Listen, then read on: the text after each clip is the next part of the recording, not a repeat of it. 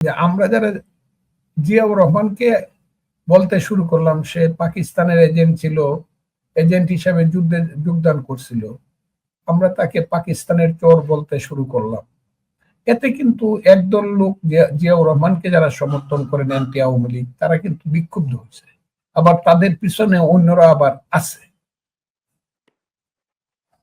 আমরা এটা বলতে পারলাম না যে জিয়াউর রহমান 27শে মার্চ কালুরঘাট বেতার কেন্দ্র থেকে প্রথমে নিজের নামে তারপরে বঙ্গবন্ধুর নামে উনি স্বাধীনতার একটা ঘোষণা দিয়েছে।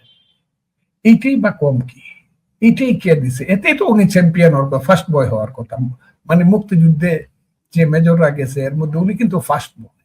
যাই বলেন আপনি 1 নম্বর সেক্টর থেকে 11 নম্বর সেক্টর পর্যন্ত জিয়াউর রহমান কিন্তু ওই ক্লাসের ফার্স্ট।